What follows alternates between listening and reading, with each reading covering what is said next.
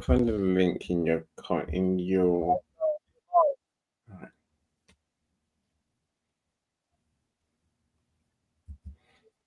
So making the hooded book, Cyrus. Terrible you. Lessons we learned from COVID-19, guys.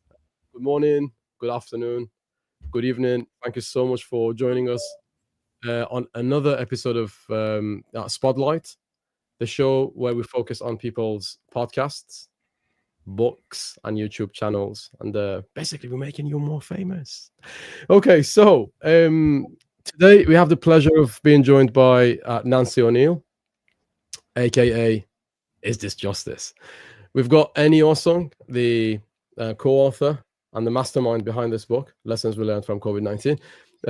My name is Cyrus, and I am the founder of whisperboy.com. It's a pleasure to be here. Also, joined from the same area I'm from, England, Jasmine Ofori, the CEO of social media, CEO of Jew Digital, and she's a social media specialist.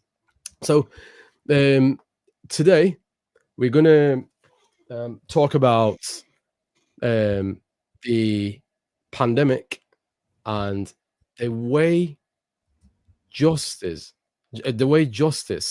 was affected. Injustice. So the name of this episode is When the Weak Systems Failed and Injustice Prevailed, with Nancy O'Neill. Thank you so much for joining us, Nancy. Please unmute yourself and tell us about yourself a little bit and how you got involved in co-writing the book for our viewers and listeners, please. Yeah, so I've been an educator for 25 years. I've lived inside the First Nation communities for 24 in Canada. I've got several, and they are mentioned in the chapter. I've got 5 children, and I've been a long time an advocate. So I met Eny on LinkedIn, of course, like many other people, and I started attending rooms with them and doing, many rooms. And we started talking about this book. When they put this book out, I think I was one of the first people to join with them on this. That's been well over a year ago now, a year and a half ago or so. And so I was kind of there where they picked, they had a calling for the chapter, for the book cover, and we've had some people come in and out and things like that. I think it's sometimes people have a hard time to focus when they get to books, but for me it was a big stepping stone to get that first little bit of literature out there that supported what really happened to our family during COVID. It was quite criminal, and I know a lot of people all over the world were impacted, many negatively. There's some people that benefited, but in my country and a lot of others, there were things that were negatively impacted. And what I have learned and where I've come from, it's a real reflection in this chapter. It's kind of the introduction to what happened to our family. And from there, I just keep spreading off in a lot of other directions. So it's really worth it for people to get out there and get your story out. It matters. It's important. And once you start putting pen to paper, you can really, fill those pages. So I hope I answered everything. I don't want to take too much time, and I'm glad to be here. Thanks for having me. I learn about these platforms all the time a little bit, and it helps me out. So I'm real glad to be here. It's lovely to have you on our show, Nancy. So next, Eny Osung, the godfather of LinkedIn. How are you today, Eny? And what have you got for us today? I'm good. I'm doing great. Glad to be here as always. I see Dr. Islam's joined us. Thank you for joining us, Dr. Islam, and there are many more are coming. It's a great day. Every day is a great day, right? Every day is a great day. Absolutely. So Nancy was one of the founding co-authors. She's one I call a legacy co-author of the book, because she signed up from day one, literally from day one. Nancy said, "Yeah, of course I want to be in the book." So it's a joy that we're here today, Nancy. I know you've written several. Well, your second book since then. So I hope we'll get to talk about today the books that you published yourself. So which is it's an amazing thing. I love life, Cyrus, and I'm here with you and Jasmine as well. Come on now. What's that not to love about life? Any day above the ground is a good day. Yeah. And I know there's reasons why I have good days. I have good days when I guess Amazon sends me presents. Those presents are they're usually books. The first, that's what they're called, proof copies of books. So I got 4 yesterday. I got 3 more today. That gives you a hint. I'm publishing loads of books, and to see the first draft is magical. The first print version is it's like a dream come true, because it really is moving my friends from a vision, an idea they had. So they had an idea, right? Well, we'll have this idea. I want to write a book. I want to publish a book. And then you write the book and it's on PDF on a computer and you think, okay, is this good? I wonder, how's it going to look? How's it going to sound? Are they going to like it? And then they send it to me, Cyrus, and then they say, turn it into a book. So then literally goes from a Word document or a PDF into a real book. And I get, and I think the day we see that first, that book in its first real book form, it's such a That's joy. when you feel it's real. And their dream is real. And I get, maybe the dream is to have the book on people's tables. Pardon me. As Nancy is saying about her books that she's published since, until people actually have your book in their hands, it doesn't feel real. It's just like a dream, like a vision you have. But once you publish a book and it's in print, then you are in heaven. I am anyway. It doesn't take much to cheer me up. I see Natalie's joined us as well. Welcome, Nat. Natalie's one of my truly good friends. One of all our good friends, I know, apart from Nancy. I don't know whether you know Natalie yet, Nancy. I'm sure you get to know her though. No, Cyrus, I live the dream. I've been here with you just an extension of my joy. Absolutely. I'm glad you feel you feel like you're in heaven. My mom promised that I would be in heaven if I call her before 9 a.m. in the morning. So she likes her sleep. So Nancy, I'm gonna go to Jasmine before I'll come to you with the first question. So Jasmine, please introduce yourself and tell us about what you do and what is it you want to learn in this episode.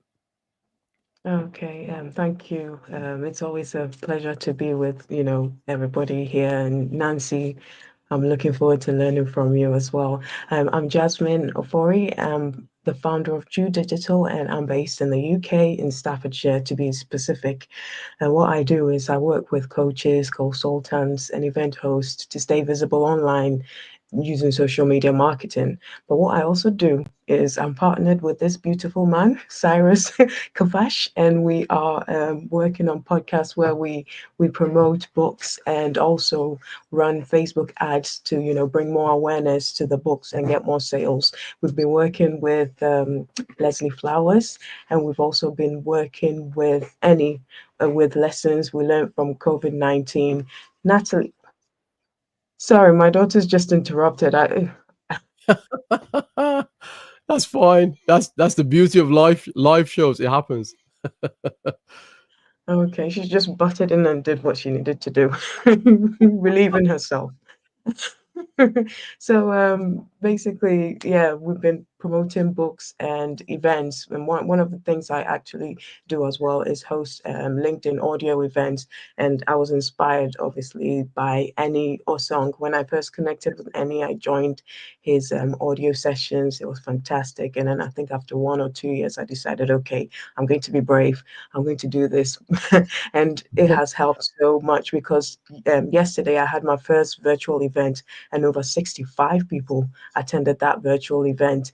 And I was actually speaking about Eny during that virtual event, because I spoke about community building using LinkedIn audio rooms. So yeah, it's interesting. I'm excited to be here. And what I want to learn is about justice.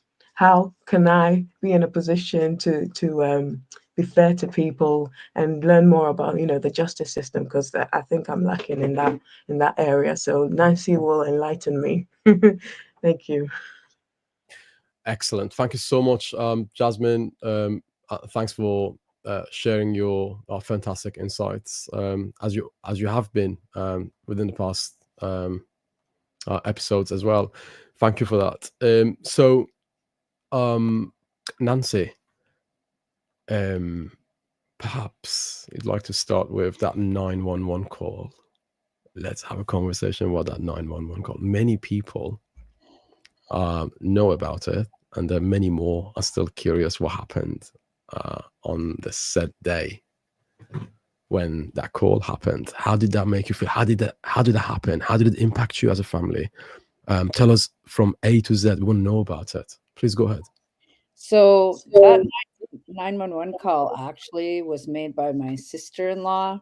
And one thing that I've really learned, I didn't know this before, and all this stuff about the justice system. I grew up like most of us, believing in the justice system and believing that there was truth and honesty. But during that call, it was 4 months into the COVID lockdowns, and there was a plan in motion for 1 year. It was disclosed by my father-in-law a couple weeks after the call was made. So the call was made, and the number, I know it by heart, 990-227.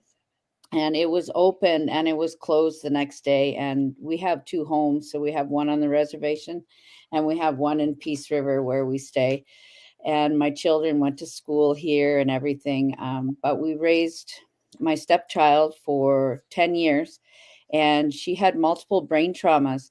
So it took me 5 full years to get her full medical diagnosis. So I'm very well equipped of knowing people who are under trauma, experience trauma, brain traumas, things like that.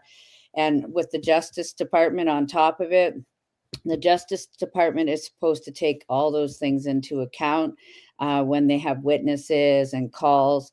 And so the call was made, it was deemed malicious, and my family was terrorized for an entire month. And they used the little girl against the family. And the only reason they could use the little girl against the family is because we raised her for 10 years. And that call was made by my sister-in-law. It was deemed the next day malicious. And the RCMP, a young officer that I worked with at the school, had read it to me. And I actually went into the band office to see him where he read it from the, report system. And that night he ended up going and arresting my sister-in-law. She was actually on warrant for something else. So the women and children that they used against the family or to work against the family, it was the biological mother of the child that we raised for 10 years, my husband's biological child. I have 5 children and I don't have any involvement with Child and Family Services, but on the First Nation communities, this is happening. This is active. This has never stopped. This has been from back to the residential schools, the 60 scoop. It's present day and it's happening in my country and all over. So they came after us a month later on a closed investigation number, which was totally illegal. And they came after us illegally. If I cry, I'm sorry, but I'm pretty good because I've been telling this story for quite some time. But at the time I was breastfeeding my youngest child, and it was a month later, and we took the little girl into the police office so she could have, an interview or whatever. And they just took her and placed her back with her mom. And we raised her for 10 years, and they just treated us like we were like a no one, and it was hard to get any help or do anything. Nobody would talk to us. And they just kept going on the words of these women who have criminal records like a mile long, and I've been an advocate. I don't have a criminal record. And so what I found is that what they do in this country, and I know it's happening all over, is they use the Child and Family Services. They are the stronghold. And if you are in a community like a First Nation community where the Indian people are, they've never stopped illegally apprehending their children. And when you stand up against them, they immediately label you as a criminal. And I have a case right now that is all linked to this chapter. It had been filed before this chapter was even written. All this information is contained. And I just had to keep going. And if people want to learn about the law, for me, I was forced to do it because I had to put my family back together. And the more I learned the law and the different areas of law, they couldn't go against me. Just for example, on the 20 of February 7th, 2022, there was a lawyer that took a claim against myself because I, by then I had been firing lawyers and doing stuff. And as we were going into that court setting, this lawyer and the Madam Justice listening to it, they chuckled about how many years they had in the court. The Madam Justice had 35 years in the court and the lawyer had 27. He had taken thousands of dollars from my family and totally did nothing. So I counterclaimed against him. And after that phone conversation, because at that time it was into COVID, you had to do everything by phone or, over the television or whatever. And at the end, she said to him, "Sir, you better go back to your firm and see how much they're willing to support you." And that's a lawyer of 27 years. So if I don't know what I'm talking about, I won that day. And that lawyer wanted to resolve the issue right away. There's judges that are involved. And what really hurt me the most is that little girl. We did everything we could to give her a good life, to keep her away from drugs and alcohol, to put her through school, to make sure she had everything she needed. We always helped the mom. My sister-in-law never liked me. I mean, I think that happens lots, but there's a lot of trauma in these women, and there's a lot of substance abuse. And when traumas and substance abuse go undiagnosed in the court system, the justice system, many of those people you see sitting in there, they have been impacted by generational trauma or something happened to them as a child and never diagnosed. If I'm talking too much, you could stop me. I hear the mic open is all. It cuts in and out. But I just want to say that the people that are impacted in these systems, that is why you see all this homelessness, poverty, suicide, crimes. It's coming from how children are impacted in these systems as a child.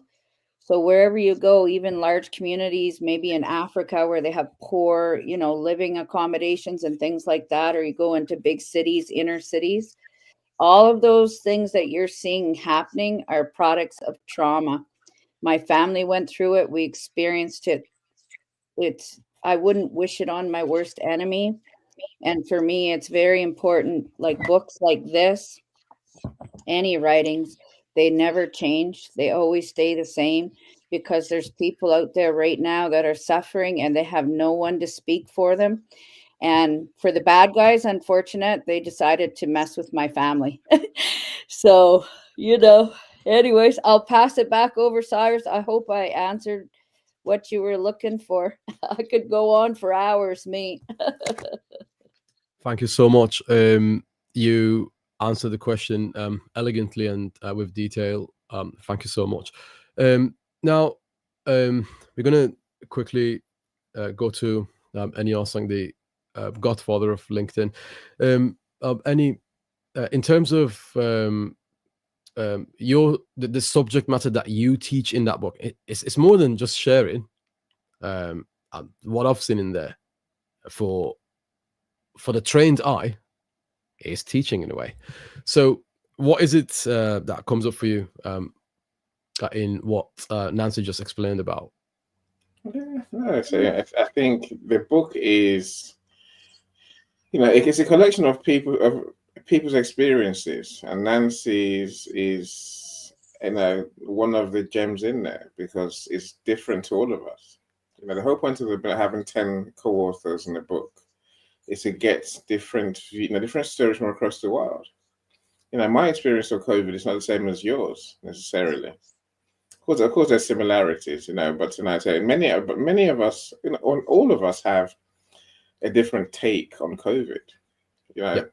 Bless you, Jasmine. Bless you, Jasmine.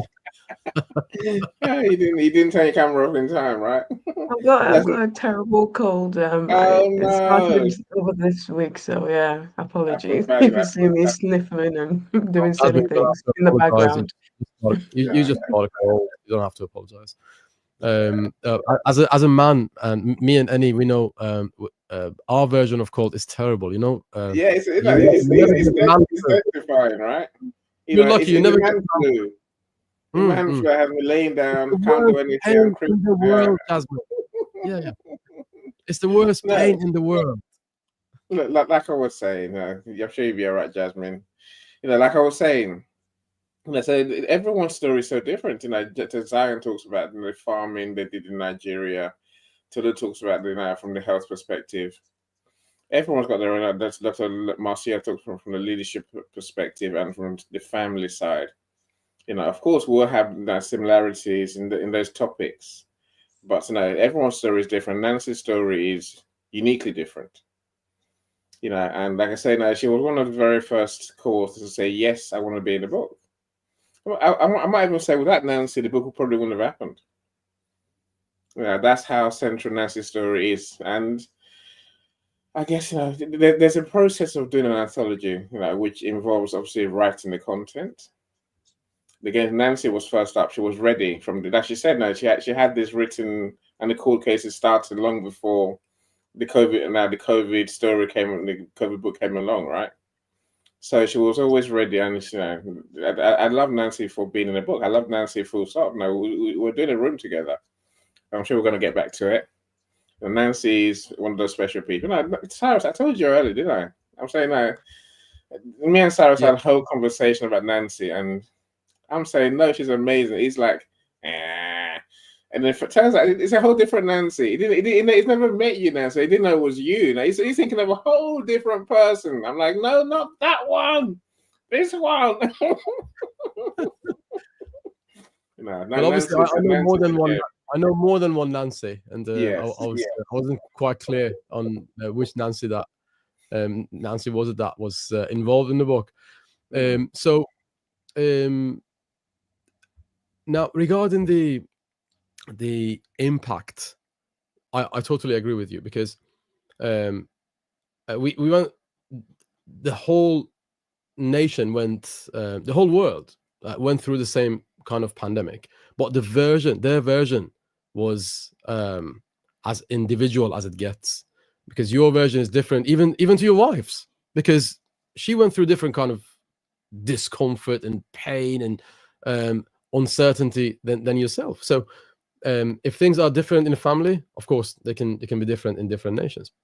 So from that point of view, we are quite clear it wasn't. But in this show, mostly we watch on what connects us all, and what connected us all during the pandemic was the uncertainty, and uncertainty with a hint of injustice.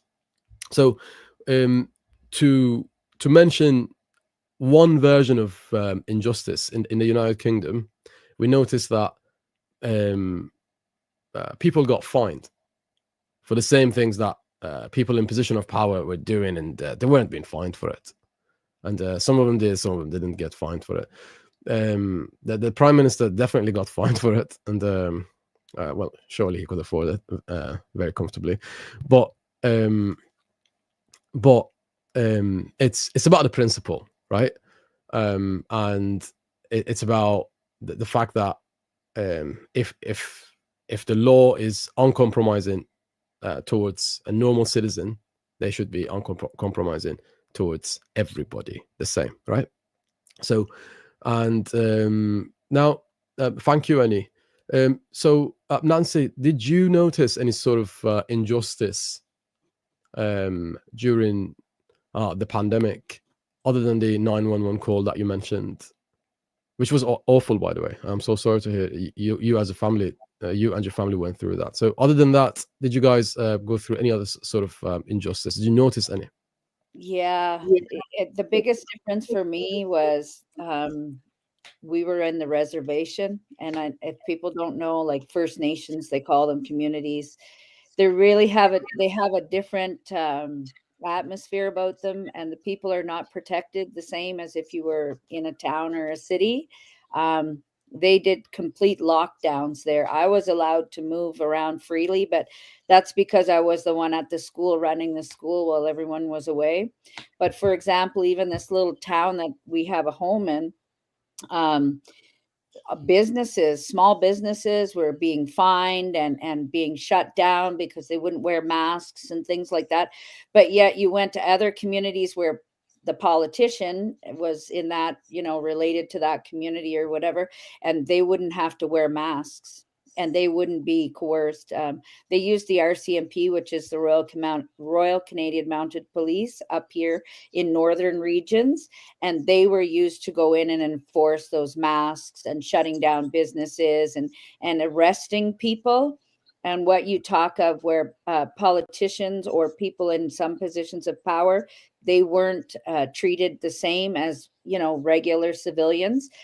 My pastor, well, he was my party leader, and he kept his church door open through the pandemic, and he was fined over hundreds of thousands of dollars for simply feeding the homeless and allowing them into his church. So it was pretty big in Canada, everything that was going down. People were imprisoned. Like, there was a lot, and it's unfortunately the media is not putting out there what's exactly happening in the countries under those lockdowns and mandates.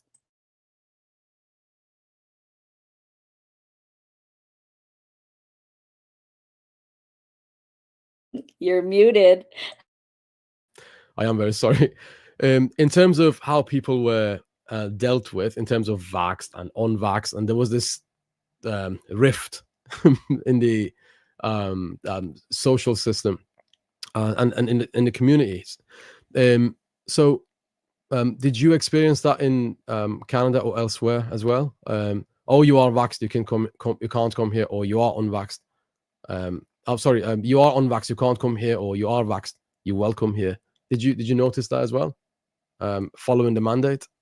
Yeah, they were really trying to push that in the community I was in, the First Nation community. We were actually faced with they were going to force us to vaccinate or put us on unpaid leave.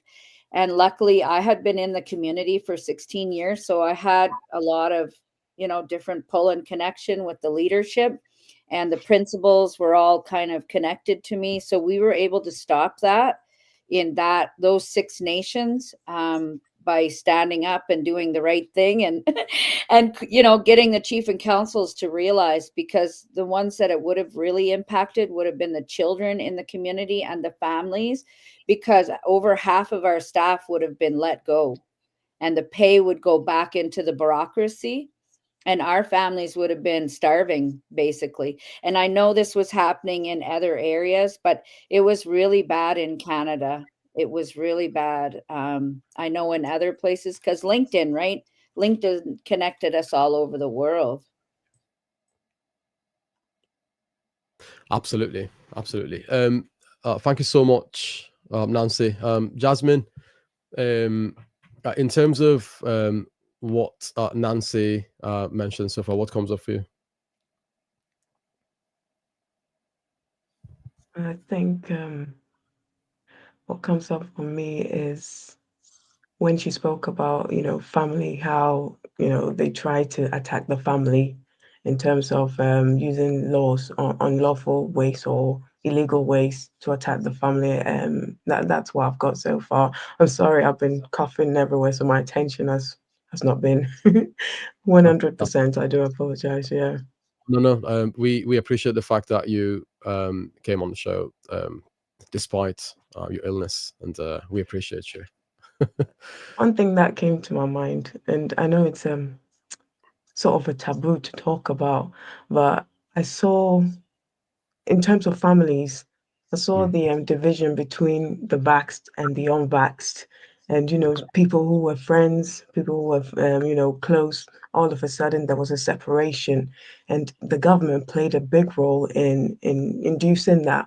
So the media, obviously, I'm not very I'm skeptical of the media and the way that they, present information. So that's why you have people like Nancy here to fight for our rights. Absolutely. And just to be clear, that no matter what country you live in, your government's job is not to keep you happy. Your government's job, and if they say they're trying to keep you happy, they are doing something. Let's see, what should we call it? They're lying. Okay, so so their job is not to keep us happy.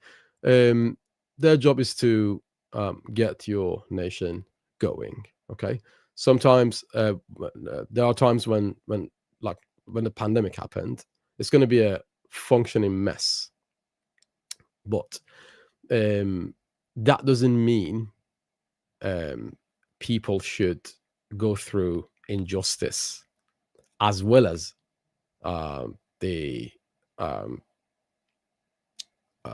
illness that they were experiencing, right? So, but during the pandemic, the scales were imbalanced. The scales of justice were not fully balanced, and well, some people say the judicial system. We should be understanding towards them because it was unprecedented, and we haven't seen we haven't seen that. I can see Nancy's disagreeing with that. We can see that people were unhappy about how justice system was not functioning, but I believe we should be understanding towards them. I mean, it's not just me, it's just two views, right? Two views. One is we should be understanding towards them. The second is their only job was to uphold the law and make sure that justice is served. So they weren't doing anything out of ordinary. They should have done the job anyway. In the same way we did. We went through the pandemic, and we had to carry out our duties, and whichever jobs that we were doing. So I don't think the justice system was an exception either. So what do you think about that, Nancy? I just want to say that this applies to anywhere in the world and anywhere that has a judicial system. It's called the rule of law, and all governments are supposed to be governed by the rule of law, which puts no one above the law. And even during this pandemic situation with lockdowns and mandates, they were unnecessary. I'm not going to go too much into it, but I encourage anybody who wants to look up the research on the coronavirus.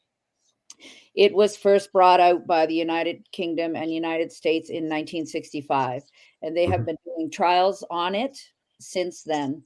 And they first were inoculating people in 1967. So there's a lot of research out there. I do a lot of research, and the rule of law was not established. It's established in the courts, but it wasn't upheld. And when governments put themselves above the law, that's treason to your country and to your people. And if I encourage you all, if you look up your constitution, because we adopted the British North American Act. If you look up the original constitution and you look up, you would have something similar to our charter or the Declaration of Independence in the U.S. Please, I encourage you, read it and look at it. And the Nuremberg Code, if you don't know what it is, I encourage you to look up the Nuremberg Code and read it. And all of those things were broken during COVID. They were established during World War II. So please, it's important to look up those things, and it really opens your eyes to what happened. Absolutely. Don't you feel some of those laws need to get updated a little bit? Because it's been a few years since the World War ended. The Magna Carta was established in 1112, I believe. or 1115, and that was established by some king to control a king that was out of control. He actually signed it, and 4 months later he was breaking the laws again. So we just have to remember that no government, no organization or institution, including a law, is supposed to be above the people. And during COVID, everything that was done, everything that was implemented was above the people, and it is absolutely unacceptable. It is indictable offenses for all those people that were involved. Look, I could lay it all out for you, tell you their crimes. I'm working on it right now, but it's really important for people to understand what they're telling us and what they're actually doing behind closed doors.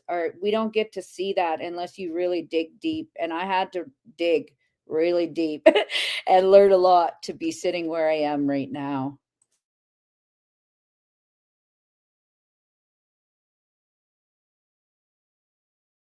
You're muted.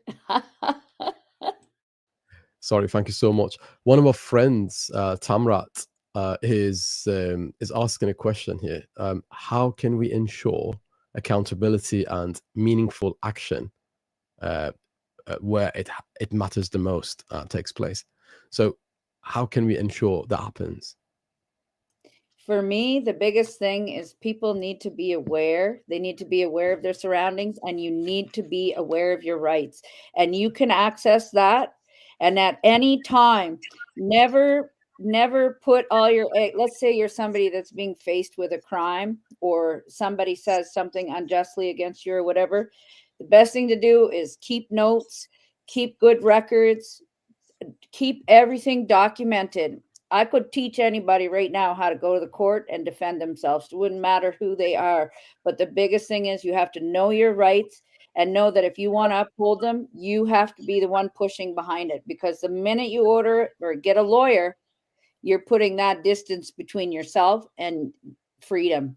You really have to learn about these things, and you have to stand your ground. You never quit, you never surrender, and you make yourself very well knowledgeable of things that are impacting you in your life negatively. Absolutely. And Joe is saying, just keep questioning and get your sources from reputable sources. So these are the things that we learned from COVID-19 pandemic days, right? Before that, it's like people were living a little more comfortable life. They were living life a little bit more comfortably. They didn't feel the need to dive into the subjects they never felt the need to dive into prior to COVID-19. So ever since, it feels like people have become more connected. People have become more knowledgeable. I'm not saying people have become more action oriented, but I would say they are definitely more knowledge oriented. So which is progress is progress, no matter how small. So Joe is agreeing with you on that as well. She goes, right on, girl. And Jasmine mentioned no government institutional law should be above the people. Very true, absolutely. And okay. And earlier, I wrote a quote on the screen, which was, the scales of justice may tilt under pressure, but the truth will always find its balance. Okay, so there's nothing you can do. I mean, you can try, but there's nothing you can do to change the truth. Okay, you can show the truth to people a little bit distorted, just like some social media are guilty of doing, especially during the pandemic. But in reality, the truth always remains the truth. Thank you, Nancy. So Eny, in terms of creating the book, thank you so much for creating this book, because if it wasn't for you, I certainly wouldn't get familiarized with someone like Nancy's experience, right?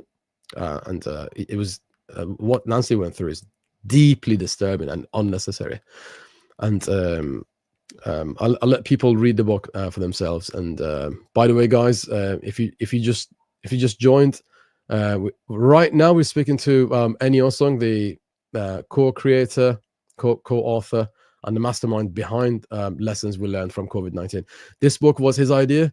Then he stopped and thought, hang on a minute, I'm going to write about experiences. What's better than my experience?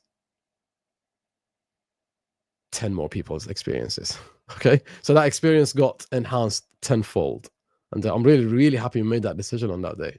What made you make that decision, Eny?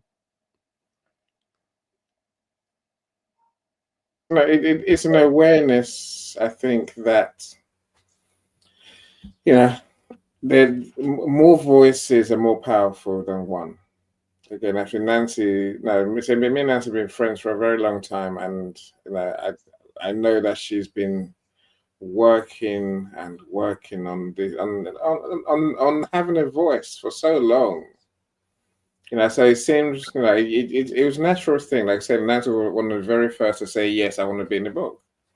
You know, your question earlier probably attaches to this one as well, in the sense that the way to keep people accountable, as Nancy says, is do the research, do the work. More importantly, document the work. You know, so I guess I knew that if we had different people talking, we'd have a more complete book and a more complete guide, if you want to call it that, for future pandemics. Yeah, but when you do what I do, publishing books, and then you realize that for most of us, this was the beginning of telling our stories. You know, again, Nancy mentioned that earlier. And the joy is that I think, even for me, this is my first published book. You know, maybe I couldn't be bothered to write a whole book myself. That's not true. You know, but to have these 10 authors add their stories made my job a lot easier, and created a better book, created a better experience for our readers. Now, but deep down, I guess, my thinking, which has come true, is that almost every co-author, almost every, not all of them, Nancy's certainly one of those who has gone on to write more books. You know, there's a time when Nancy was writing in 18 anthologies at the same time. You're like, Nancy, you're crazy, right? You know, so, you know, telling the story is so important, Cyrus. And when we've all found more ways, you know, I'm on my probably 200th book. I'm saying literally I'm working on so many books at once with other co-authors. I like collaborating. You know, collaboration is the way forward. I do less, but, you know, and you know that saying, if you're the smartest person in a room, you're in the wrong room? I truly believe that. And, you know, with collaborations, you realize other people have something to offer. You know, the only way to hear those views in my little world is to write a book and then come to events like this. You know, audio rooms is what we're doing before. You know, but this is what's, you know, LinkedIn Live is what we have now, which is cool. I like it. I like the medium. So, you know, there's so many reasons to why we chose a collaboration. You know, and it's worked out nicely. That's the important thing. And maybe it's what last I'll say is that it's worked out even better than we thought, because we have the chance to come and talk to people like you, Cyrus. You know, so you giving us all the co-authors a chance to speak. You know, that's magical. So, you know, and this content Power of community. It's a power of community, Eny. I'm a small part of a big community, and I'm loving it. If it wasn't for this community, I wouldn't know Jasmine Ofori, would I? So I wouldn't know Nancy O'Neill, and I wouldn't know yourself, Eny. And generally speaking, I am justice minded. Okay, so I believe in equality, and I believe in equal opportunities. Right. So when I feel there is, when I feel we are lacking in some department of some shape or form, I'll get active and get behind that cause, whatever it may be, right? When I was in uni, I wrote a post which nearly got me expelled from uni. It wasn't so it wasn't in the western part of the world. It was in the Middle East where I went to my uni. All I said was, systemic injustice is the stairway to tyranny. And the post wasn't any better than this title, by the way. It got worse and worse and worse in that.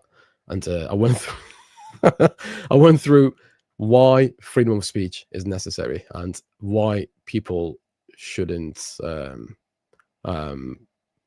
experience some sort of punishment after trying to seek justice. And it is what it is, right? So this is right now, this is the danger that is threatening. This is a situation that's threatening Europe now, threatening America now. Systemic injustice, stairway to tyranny. So if Western countries aren't careful with upholding the law, and if they're not careful with preserving what they've already built up, and the rule of law isn't there, and if they are being subjective when it comes to the rule of law, there is very little difference between what's happening in America and what's happening in Syria or Afghanistan or Iran or many other countries where tyrannical systems are ruling over the nations. So what happened during the pandemic just lifted the curtain a bit, and we managed to see what's happening behind the curtains, right? And it wasn't pretty. Okay, so you always said the next one's going to happen. The next pandemic is going to happen. So what comes with for you here? Please go ahead. Look, I think the elephant in the room is probably the fact that COVID broke the justice system in many countries. Health system first, and then the justice system broke on the back of COVID. Nancy knows that for sure. Again, I'm sure she'll speak on this in a second. In the UK, people don't know our justice system is in trouble. If you want to, I heard yesterday, if you take a rape case, today, if you start a rape case today, it takes 5 years to get to court.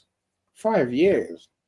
And I've got other cases, on other issues. I say, other issues like being a landlord, for example, and other, there's car cases, for example. That's another one.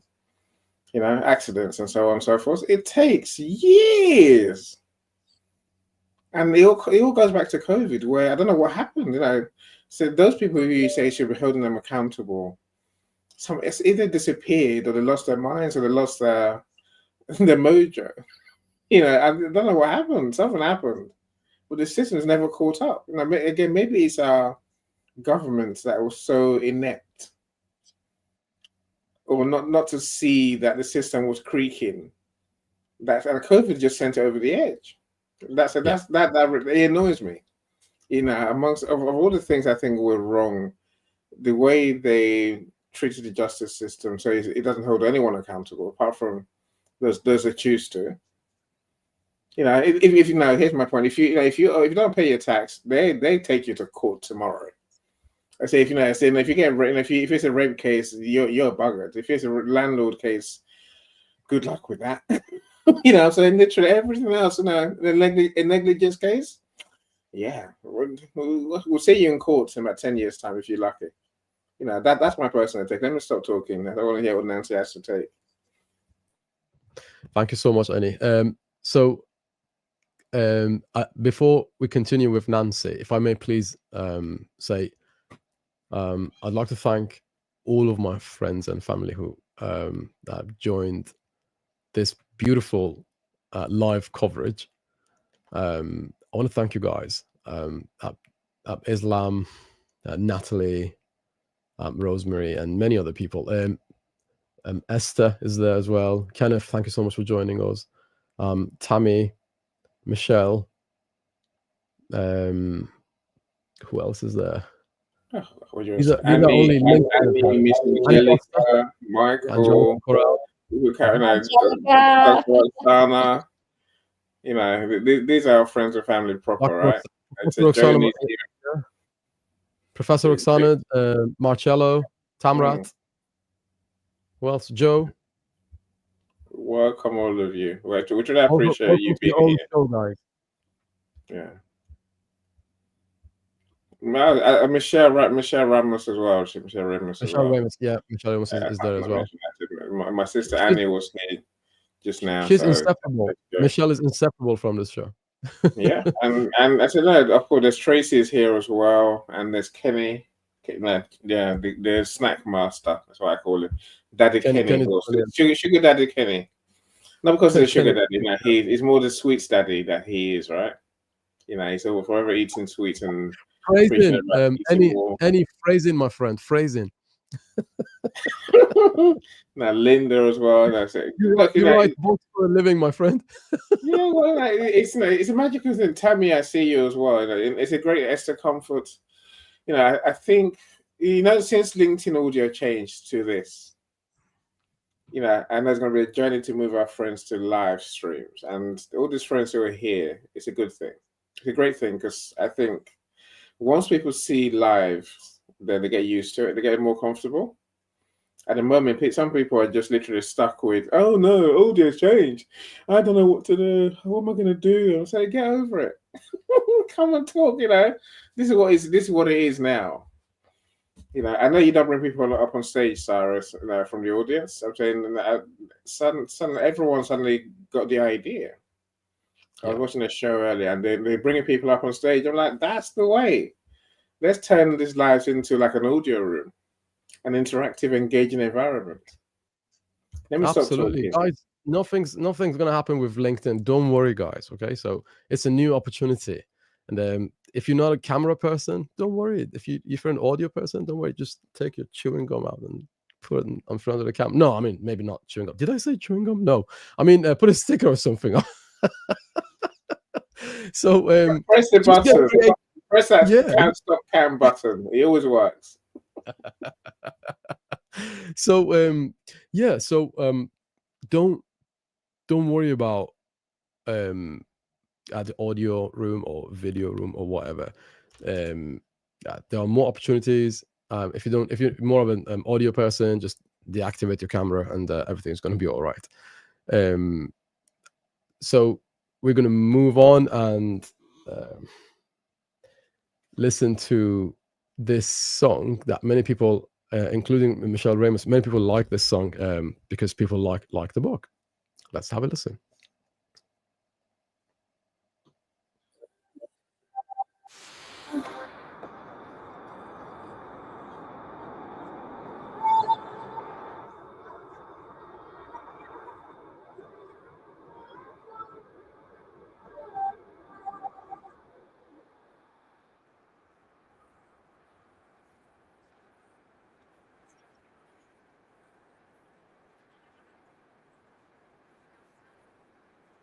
Cyrus,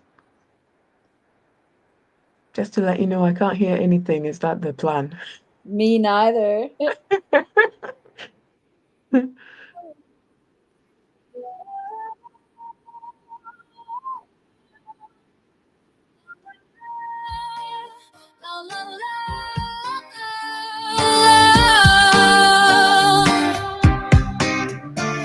Our hopes married our fears, and our minds divorced our sanity. Later on we found out the dodgy vaccine was just another thing of vanity. Lost our faith in humanity. We struggled to get used to our tragic and new reality.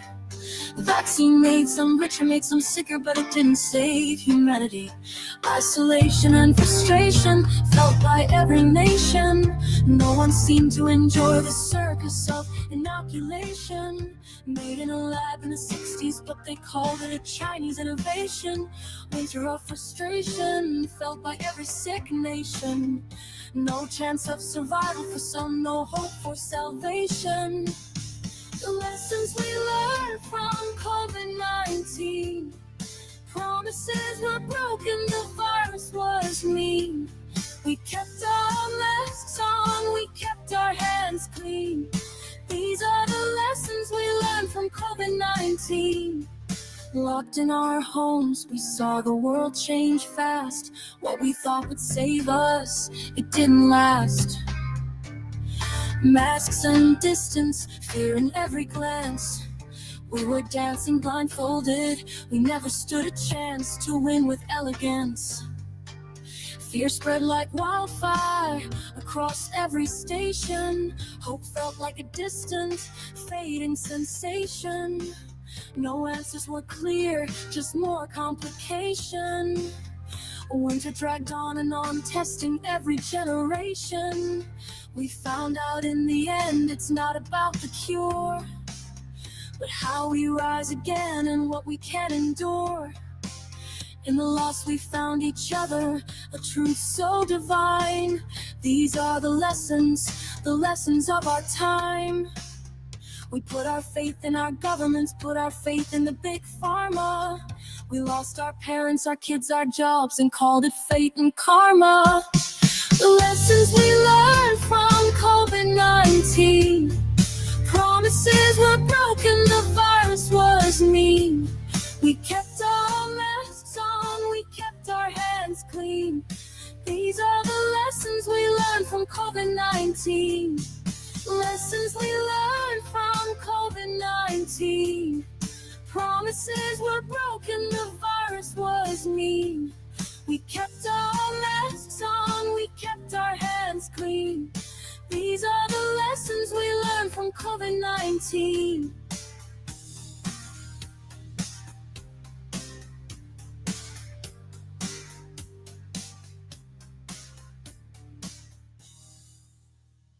If you haven't bought your copy, please go and buy it. The link is in the comment somewhere, right? Go and buy the book. Guys, this book is available on Amazon, wherever you are based.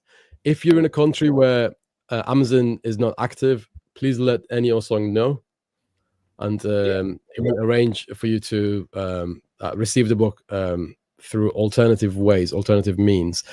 Just send him a direct message on LinkedIn. Find Eny Osung, Eny Osung, Eny Osung. He's the co-creator of this book, Lessons We Learned from COVID-19. Guys, we learned lessons, and they are gathered in this book, right? And thank you so much, Michelle. I love this song. Thank you. Cyrus, go on, question for you, which everyone's asking. Are you gonna release this song ever? Yes, I'm going to release this song on Spotify soon, and hopefully before Christmas we will release that song along with a few more songs that I have written for other businesses as well, including Jasmine Ofori's song. Yeah, and global.media, it must be said. And oh yeah, and also global.media, your own business, Eny. Yeah. We have done that, and we are in Whisperboy. We are working on a surprise song for one of our friends. We have made a great deal of progress in terms of the lyrics, and we're still fighting over the lyrics. And you're still fighting over lyrics. I like that. Yeah. No, honestly, because we write the lyrics, and then I have good friends who tell me the lyrics suck. Lyrics sucks, and I have to go back to drawing board and then start again. I just wrote the mother of all lyrics, and they're like, "No, mate, nah, that sucks." I'm like, "Okay," so I have to go back and write it again.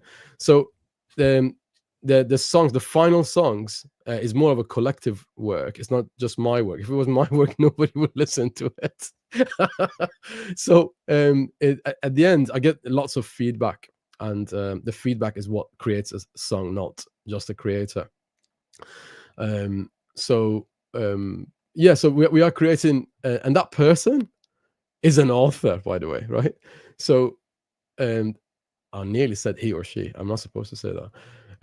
So that person is gonna get positively surprised, and we have Jay. He's a legend. Jay Pasco says, "I can't wait to do a remix and put club beat on the song. Boots and pants, boots and pants." That's brilliant. Boots and pants and boots and pants. That's brilliant, Joe. Jay, you are a legend. By the way, guys, if you don't know Jay Pasco, I didn't know Jay Pasco like 6 months ago, and you go to his rooms and you go to Eny's rooms, and the result is you're gonna turn into an author. There's a story in everyone, right? There was a story in me, and I wrote it, right? So you go to Jay's room, and you learn, oh, hang on, you should have written your story. You got a story. And then you go to Eny's room and you learn, oh, you haven't published it. You're supposed to publish that book. So go on, please go ahead and talk about that book for a few seconds, because go on. That is Jay's book. The Rules of Engagement in Storytelling. It's an amazing book. Yes. It's a meaty book as well. 230 odd pages. So, what is it about? He's launching a book on next Friday, so the 12th. So do join the party. So, I think, definitely. Go. Sorry, what did you say? Oh, yeah, definitely. So it's called The Rules of Engagement. Yeah, Rules of Engagement. For those of us who are vegetarian or vegans, I do apologize for what Eny just said. He said it's meaty. In terms of size. I'm joking. It's a great book. So Rules of Engagement. And speaking of books and new published books, I guess you've got a new, recently published book, Nancy, don't you? I do, actually. I had only ordered one copy. We're having a mail strike in our country, but that's the manuscript. And it can be found on Amazon and Kindle. And it's Is This Justice? Be a Voice of Reason. And just a couple quick things about it. There's about 800 people that are first named in there. And I'm working on volume 2 this weekend. You want to learn some about the law in Canada, United Kingdom, and as if I said, anywhere in the world that has a judicial system basically is supposed to be operating on the rule of law. There's a dedication in there to all my Indian brothers, Indigenous, the first people in Canada, my family, and all nationalities and all countries of the world, because I believe that we all have the right to freedom, life, and hope, and to end this tyranny that's happened against us. And it is based on the lawsuit, which is now sitting at 2,590 pages. It's 6 massive binders, and I'm getting ready to update that. And it's an 82-page document that it's based on. And if you want to read the book, even if you just go and read the introduction part of it, it ranked number 1 in legal ethics, number 1 in legal ethics and professional responsibility, and number 2 in legal guides the first week it is out. And in Canada right now, it's holding very close to those numbers, and it's still holding in 3 categories in the law.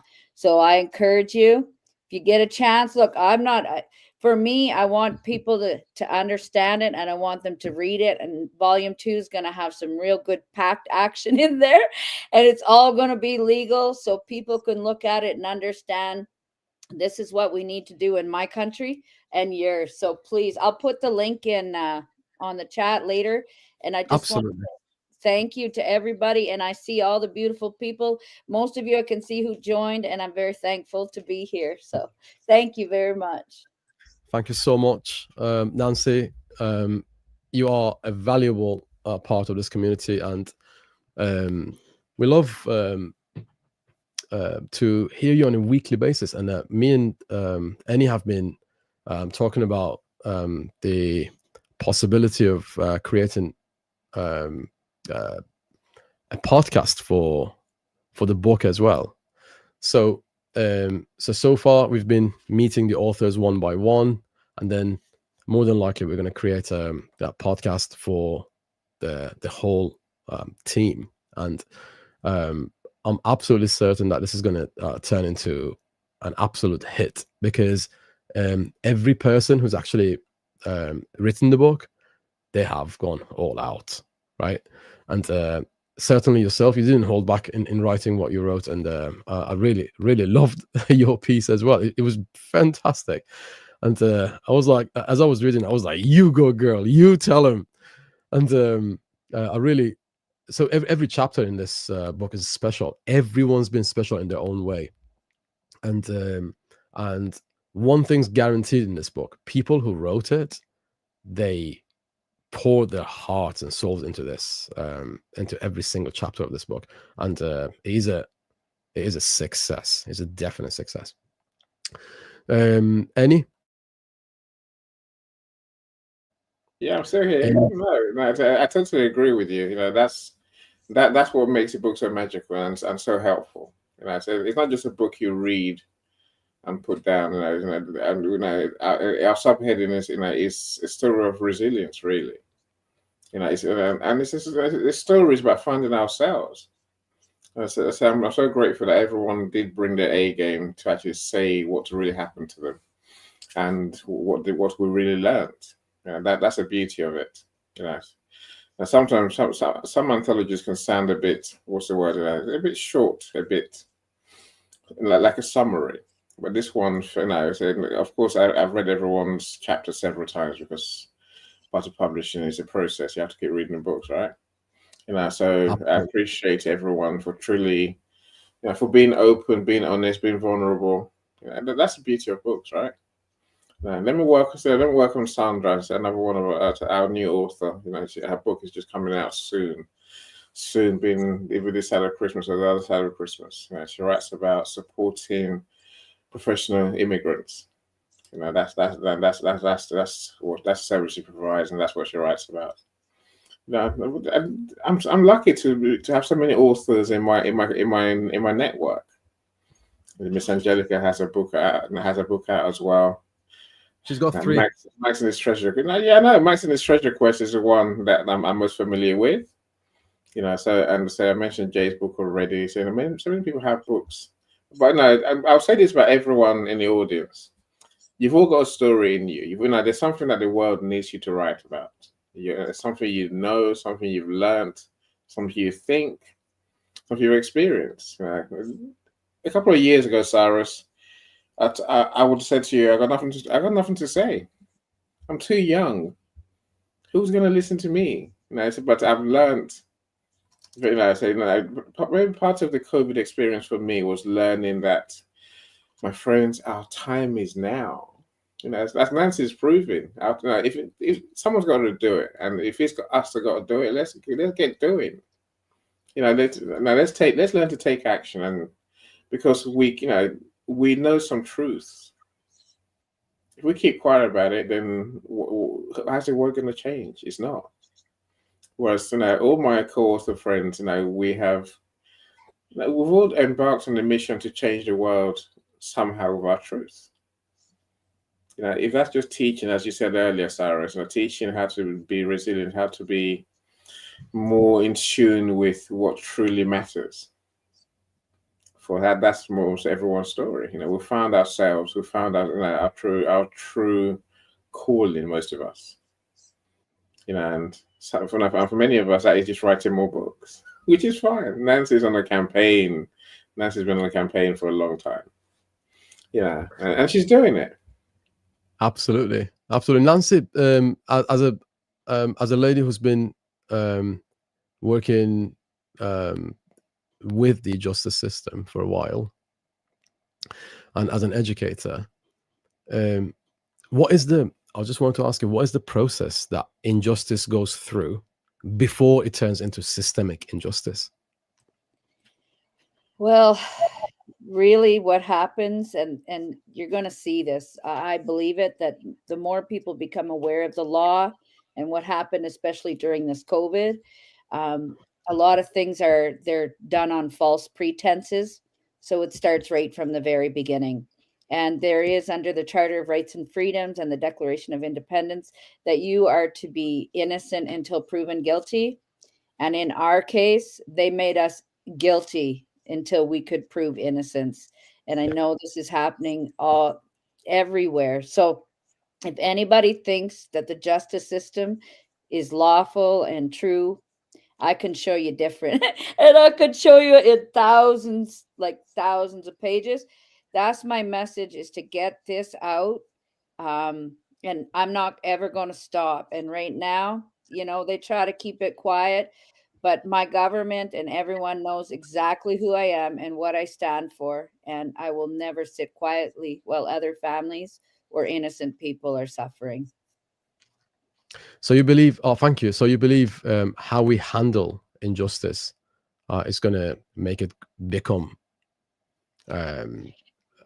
some sort of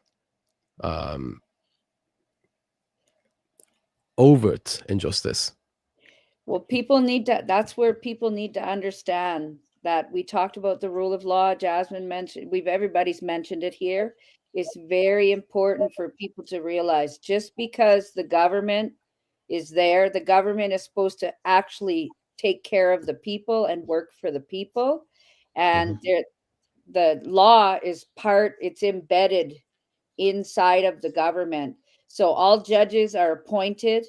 People who are in high positions of authority, they're not elected. And so even within the law and judiciary system, they don't speak for the people. They speak for those who pay their paycheck. And that becomes a huge, massive problem with inside of government, politics, organizations, institutions. And that needs to become transparent for the people, and the courts need to be transparent. Eny was talking about how it takes so long to go through those systems. Before COVID, in my country, and I'm sure this happened in others, they wanted the judiciary system to move faster. With COVID, what it did was slow it down. The longer the process, the more money, the more hurt, the more pain, the harder it is to correct. By the time you get to the end, you're so beaten, broken, and poor, many people cannot continue on. That's how the justice system works. It should be quick, it should be fair, and it should be transparent, and it's not. Thank you so much. Now, for those of us who just joined us, we had the pleasure of speaking with Nancy O'Neill, the co-author of Lessons We Learned from COVID-19. And obviously, she has more books on Amazon as well. Please leave a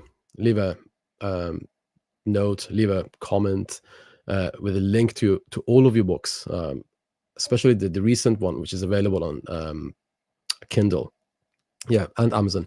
Then please do that. People deserve to learn about you. People deserve to learn about what you do and what you've written. Okay, so but also we had the pleasure of being with Jasmine Ofori as well, our social media specialist. She was ill, she still is, and she still turned up. That quadruples the amount of respect we have for you, Jasmine. You are a fantastic woman. So if you have any questions about social media, please ask Jasmine Ofori. Jasmine, to sum up what we talked about, and I know you're not feeling well, you can talk about anything, but preferably, could you please tell us what is it that you would go home with? What is your take home portion of this episode of that Spotlight season 2, episode 6? Yeah, thank you so much, Nancy, for the information that you shared. But the key thing that stuck with me is basically educating myself on the judicial system in the UK to protect my family, and also, to protect myself, really. At the end of the day, if you don't know your rights, like you said, then how can you defend yourself? So thank you very much for that. And then you mentioned about I don't know if I've got it correctly, but the numbering report, something. Oh, you're muted. You're muted. It's the Nuremberg Code, NURB. NURMB. You can leave, yeah, leave it in the comment section, and will. I'll look into It's it. I'm really- interested. It's really important for everyone. Yeah. There's 10 simple steps. Every one of them was broken by every government across the globe during COVID. Yeah. Thank you so much. Across the globe, guys. Unless you're a flat earther, on the surface of the globe only. Yeah. So anyway,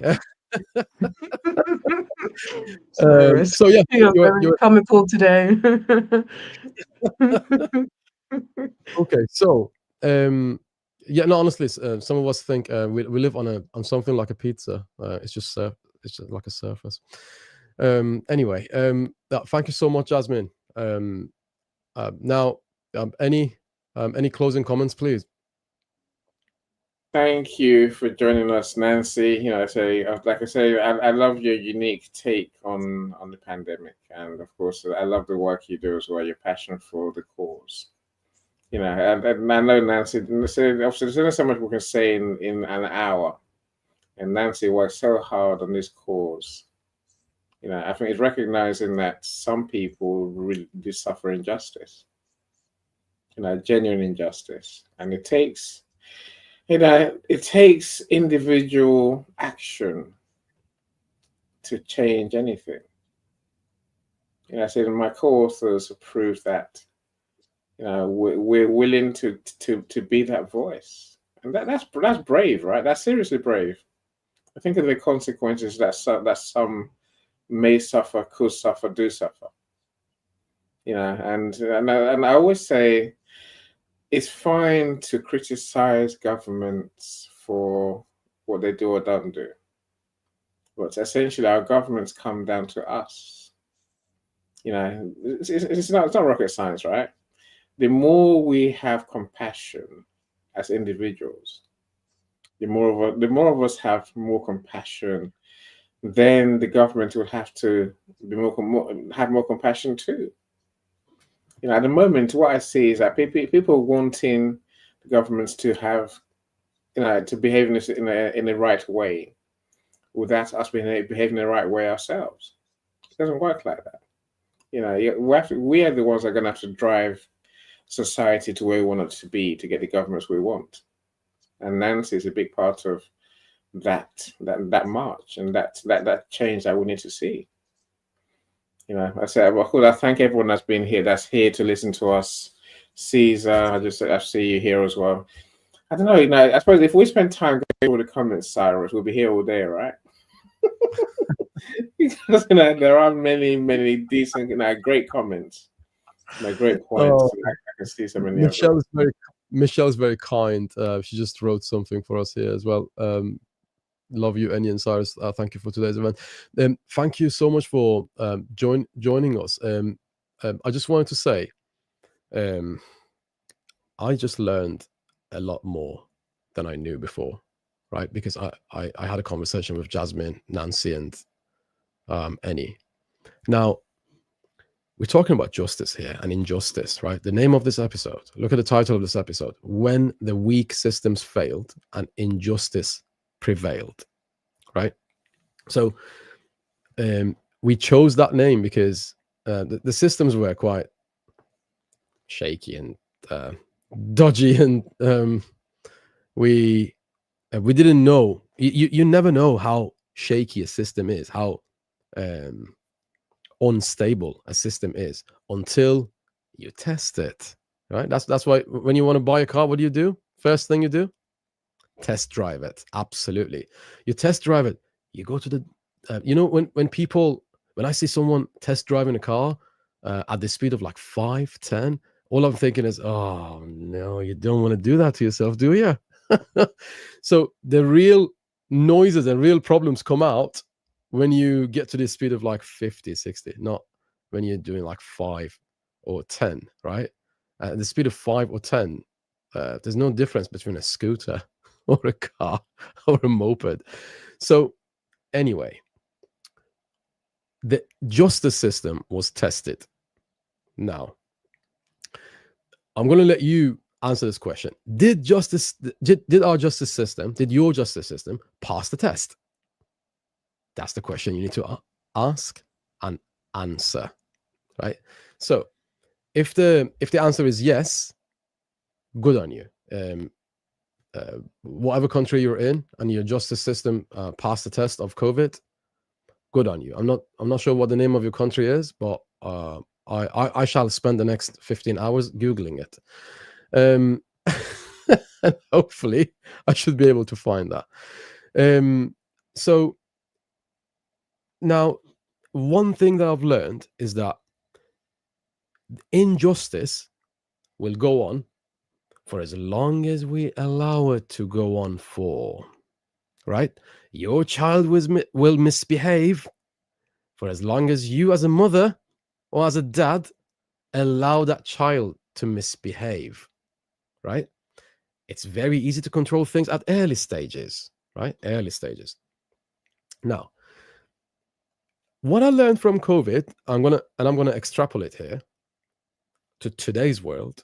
Okay, let me share something with you guys, which is really grinding my gears right now. Right? Speaking of injustice, the justice system, right, like anything else, needs updating. What happens when you don't update things? Things get to the stage where you can call them out of date. Right? They get outdated. There is a phenomenon these days. Some people find it amusing to use artificial intelligence and edit people's photos and publish naked photos of them. Now, is it something that is happening? Oh, yes. Is it new? No. We heard it in the news. If you hear it in the news, it's been going on for a couple of years, right? So now, just to wrap it up very quickly, guys, the law needs updating in some areas. One of them is this area that I just mentioned. People edit each other's photos and then they publish them. And that causes a lot of embarrassment for the, like majority of the cases are women who are the subject to this kind of stupid joke. It's not a joke. In some cases, people are selling those photos. So in the United Kingdom right now, as we speak, creating these photos is not a crime. Sharing them is, right? And hopefully the justice system needs to do something about it. Of course, after waking up to it. If we don't update our laws, our rules, our regulations, especially in the post pandemic,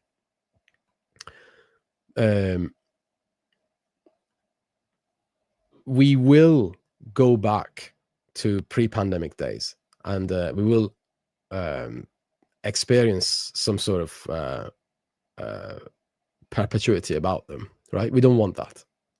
We want things to make sense. Okay, so let's make things make sense. That's what the justice system is for. So that's one of the functions, of course. Now I'm going to close this session with this comment that I made earlier.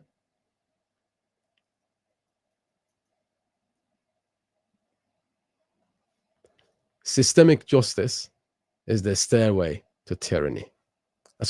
Systemic injustice is the stairway to tyranny. Systemic injustice is the stairway to tyranny. We don't want tyranny in our society. We want democratic societies. I mean, as close to democratic as possible in our societies. We want a democracy in our country. Or if you don't have it, I hope you have it soon as well. Everyone is equal in the eyes of the law, and they should be. They all deserve. So we talked to Nancy O'Neill today, and she's the co-author of Nancy O'Neill, aka Is This Justice? She's the co-author of Lessons We Learned from COVID-19. Eny Osung was also a part of this show, the inseparable part of this show. He is the co-author and the mastermind behind this book. Thank you so much for creating the book the way you did, Eny. It's a collective work of art, guys. So COVID lessons we learned from COVID-19 is available on Amazon. I certainly purchased this from Amazon, Eny. I didn't print it myself. So just so you know, just to be clear. So yeah, please do purchase your own copy. Lessons we learned from COVID-19. Also, would like to thank Jasmine Ofori. Thank you so much for joining us, Jasmine, despite the fact that you were ill. And in a few years' time, you're gonna look at this video and say, "Oh yeah, I was ill that day and I still turned off." Yes, you did, girl. Yes, you did. So, and I appreciate it, and I appreciate that. Thank you so much for joining us. And because Nancy, you were the, and you are, and you will always be the star of this show. A few closing comments, please. And then after that, we're going to bring the show to an end. Please go ahead, Nancy. I'll be quick, but check out my new book. There is a chapter in there called Democracy is a Lie. In my country and yours. So I just want to say thank you again for everybody. And I can't comment. I see a lot of people putting comments, but I just want to say it's really important. This education thing is vital, and YouTube or anything that's online you can access. If you're somebody who's not a reader, avid reader, watch videos. It can teach you anything you want to learn, especially a lot of it's based on US law, but the US law is where every other country of the world kind of mimics after. So I just want to say, it's really important to update yourself, be aware of your surroundings, be aware of what's happening. And if you are somebody who can speak or be an advocate or help those in need, it is your duty as a human being to stand up and do that. So blessings to all of you. I couldn't see everybody that was here, but thank you. And I will go back and comment later. I'll see the big thread on there, but yeah, thank you again. Have a good weekend, everybody. Thank you so much. Guys, thanks for being a part of another episode of Spotlight. Season 2, episode 6, when the weak systems failed and injustice prevailed, with Nancy O'Neill. Thank you, Jasmine. Thank you, Eny, and thank you so much, Nancy, as well. Thank you guys for joining us. Please definitely make your purchase. Lessons we learned from COVID-19. Please don't buy just one, buy two. It's pre-Christmas period. Buy one copy of the book and gift it to someone you care about. Could be your boyfriend, could be a girlfriend, could be a husband, your wife, your neighbor, right? And I highly recommend this book to you guys. You will learn from this book. There's more than just COVID in this book. Please don't think. Please don't be like me. Before I read the book, I thought, oh, it's going to be just about COVID. No. It's not just about COVID. It's about how we handle situations. It's what we learned from it. It's not just the COVID itself. Otherwise, COVID is an illness like injustice. So thank you so much, guys. And we're going to bring the show to an end. Thanks for joining us, guys.